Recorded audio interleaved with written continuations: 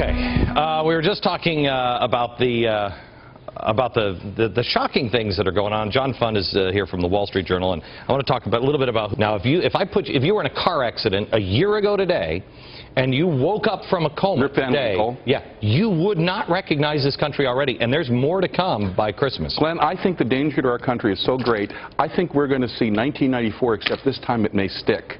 In other words, the People's Revolution that we saw in 1994, where they actually extended and secured they're not going away. The games. They're not going away. We're too close to losing our entire children's future. Okay, here I have the people that are showing up at the White House. These are the people we had people. The family. The family, if you will. George Soros has been visiting Barack Obama. John Podesta. These are all really the same people, are they not? Same idea. Okay, Working Family Parties is really ACORN. Bertha Lewis is co-chair of the Working Families Party, and she runs ACORN. Okay.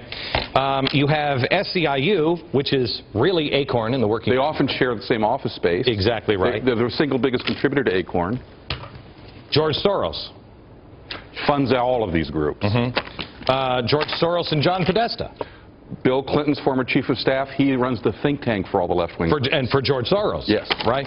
And then Andy Stern. This is the guy who was the most visiting. 22 visits in 6 months. 22 visits. This is the guy that, do we have the audio of what Barack Obama said about Andy Stern?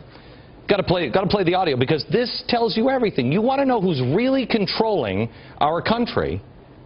It's this guy. Politico.com, which is a moderate publication, says Andy Stern practically lives at the White House. That's amazing. So this is really what I think America is rejecting. They're not really rejecting this guy.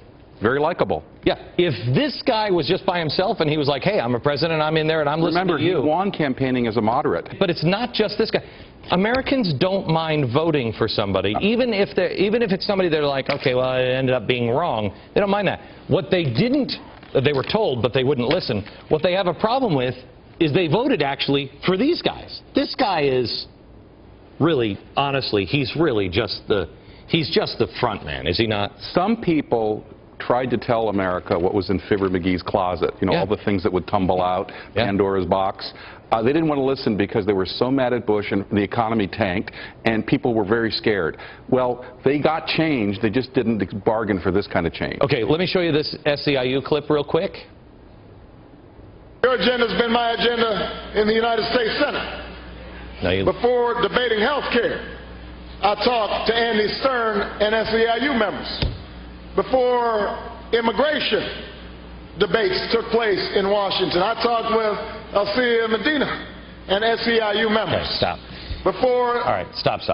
Let me ask you this. You have SEIU, is ACORN, SEIU, same office space, which is this. This is the party the Republican that just got out. It was endorsed by the Working Family. Also, in the past, accepted this. And they're all working with SEIU, correct? Yeah, SEIU is separate, but they literally, they're intermingled. They're in the same buildings. Many times. And Wade Rathke was head of 2 SEIU locals. Yes. He was the founder of ACORN. Right, okay. This is causing problems now, or one of these is causing problems now in New Jersey.